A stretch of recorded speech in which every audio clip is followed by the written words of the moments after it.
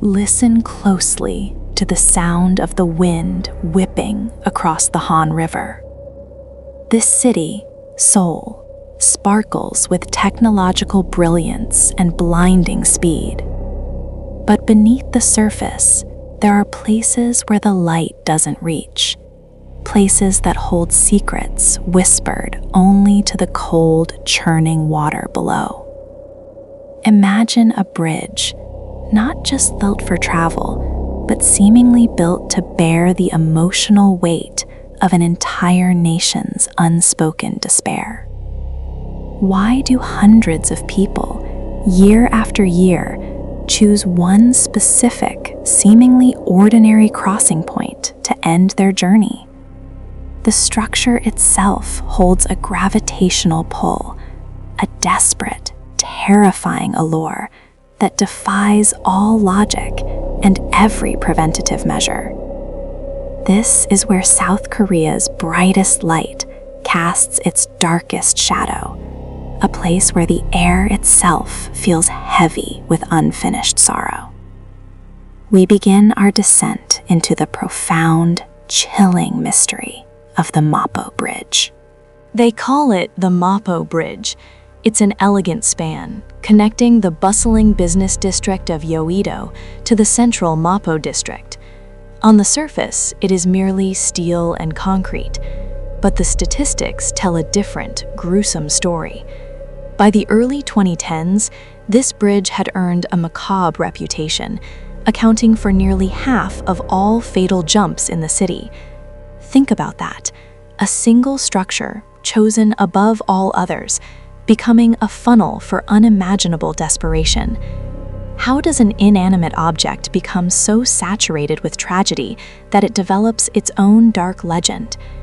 The proximity to the city's pulsing heart only amplifies the irony. The bridge stands between life and death, flanked by the vibrancy of Seoul, yet steeped in the silence of finality.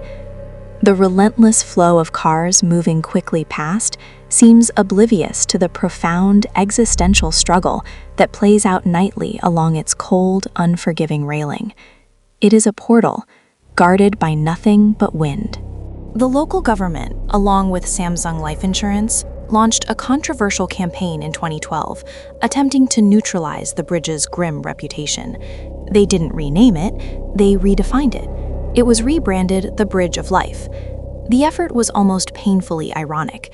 Instead of installing higher barriers, which they eventually did, they focused on psychology. They lined the railings with interactive sensors designed to display hopeful, encouraging messages when someone walked past. Imagine the scene. Are you having a bad day? Don't worry, tomorrow is a new start. Or think about your favorite food. Messages intended to distract, to console, to pull the visitor back from the precipice by appealing to simple human connection.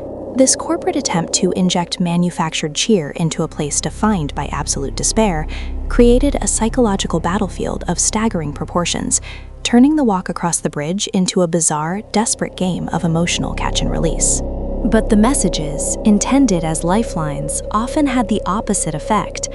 For those walking the bridge in the deepest throes of crisis, the forced optimism became an unbearable pressure, an insult.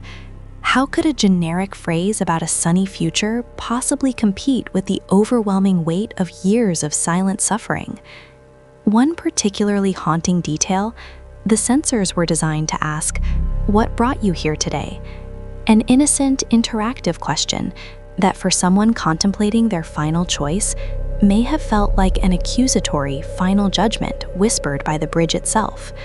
The failure of this project underscores a profound truth. Despair is rarely solved by platitudes. The cold steel, the immense height, the dark, fast-moving water, these elements offered a certainty and finality that no LCD screen could overcome.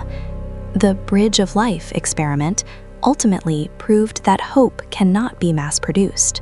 The true terror of Mapo Bridge lies in its accessibility and its powerful symbolism. It is located near dense residential areas, easily reached by train or foot, making it a spontaneous, spur-of-the-moment destination for many. But symbolism is key. Bridges globally are thresholds, points of transition. In a society grappling with immense economic pressure, fierce competition, and a cultural reluctance to openly discuss mental health, Mapo became the path of least resistance for those seeking release. It became known as the place, cemented into the collective subconscious as the final destination. The high-tension wires hum a constant low frequency, acting as a strange, hypnotic soundtrack to the darkest moments of human experience. This is not just a statistical anomaly. It is a manifestation of profound societal distress, condensed into one chilling location. The bridge doesn't cause the pain, but it offers the cruelest solution. As midnight creeps in, the bridge becomes a stage for solitude. The sound of the city fades into a muffled drone, leaving only the relentless rush of the river below. Imagine standing there, the wind biting at your skin, the railing feeling icy beneath your fingertips. For a brief, agonizing moment, the person standing there is entirely alone, surrounded by the ghosts of choices already made. The immense scale of the bridge amplifies that isolation, making the world seem small and insignificant from that height. It is this potent combination of overwhelming height, immediate access, and historical association that grants Mapo its terrifying power. The structure acts as a psychological magnet, drawing broken souls not just because it is there, but because countless others have already chosen it. It whispers the promise of cessation, silently, relentlessly, every second of every night. The bridge itself is often described by emergency responders as a silent, unfeeling witness. It is impervious to the emotional drama unfolding on its structure.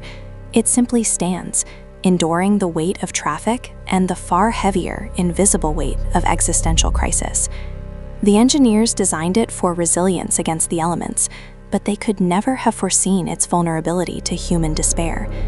Even today, though higher plexiglass barriers have been installed, often reaching head height, the bridge remains tragically effective. The sheer effort required to climb those newer, taller barriers only seems to confirm the immense resolve of those who are truly committed to this path. It forces a momentary pause, perhaps a second of doubt, but it rarely dissuades those who have reached the apex of their hopelessness. The barrier becomes merely the final obstacle, not the solution. Among those who live nearby, the Mapo Bridge generates its own unique local folklore. Stories of persistent shadows, sounds that aren't wind, and the lingering sense of cold, even on warm nights. Some believe the emotional energy left behind by those who jumped never truly dissipates, that it clings to the railings, to the pillars, and drifts with the fog rising from the river. It's the psychological residue of hundreds of final thoughts. This isn't merely superstition, it's the human brain attempting to rationalize overwhelming chronic trauma. When something horrific happens repeatedly in one place, we imbue that location with personality, often a malevolent one. Mapo Bridge is not just steel and cement. It is, in the cultural imagination, a hungry entity, draining its energy from the city's collective sorrow. Its silence is deceptive.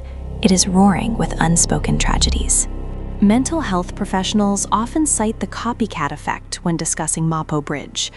Once a location becomes famous for tragedy, it provides a blueprint, a path of perceived least resistance for others in similar pain. The visibility of the Mapo story, both locally and internationally, ironically strengthened its deadly reputation, turning preventative measures into unintentional endorsements. Every news report, every article about the rising numbers reinforces the association in the minds of vulnerable individuals. The bridge ceases to be just a transit route and becomes a morbid landmark, a destination point marked on the internal maps of those who feel utterly lost. The societal discussion focuses on the how and where, the bridge, rather than the why, the systemic, crushing pressures of a hyper-competitive modern society. The bridge is the symptom, not the disease. Today, despite the higher barriers and increased patrols by Seoul Metropolitan Police Agency units, the vigilance must be constant. Emergency response teams monitor CCTV feeds, looking for specific behavioral cues: someone pausing too long, someone climbing over the railing, someone leaving a discarded item behind. They are in a perpetual race against isolation and speed. The intervention often comes down to mere seconds: the frantic sprint of a patrol officer across the cold concrete, a voice yelling into the darkness, a desperate grab at a coat sleeve. But for every successful intervention, there is still the failure. The moment the witness turns away, the sound of a splash swallowed by the vastness of the river.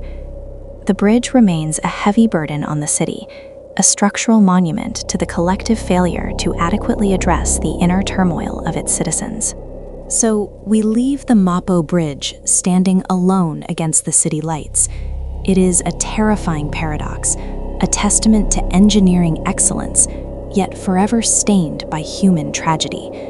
It reminds us that in the relentless pursuit of progress and success, the emotional architecture of a society can crumble silently. The ghosts of this place are not supernatural specters. They are the overwhelming sadness and loneliness of hundreds of individuals who found no other way out. When you look at the bridge from the shore, you see only metal and concrete. But if you stand upon it late at night and listen to the air, you might hear the whisper of the wind carrying not only the sound of the Han River, but the faint, lingering echoes of desperation. The Mapo Bridge is more than just a crossing. It is a profound and chilling symbol of modern despair. The silent witness of Mapo Bridge continues its vigil, waiting for the dawn. The story we've told today is a reminder that the deepest horrors often lie not in fiction, but in the undeniable truths of human suffering and the places we choose to contain them. If this narrative resonated with the dark corners of your curiosity, and if you seek more explorations into the world's most atmospheric and disturbing truths, there is one more thing you must do. Don't forget to like and subscribe for more updates. Stay vigilant, stay curious, and know that sometimes the quietest places hold the loudest stories.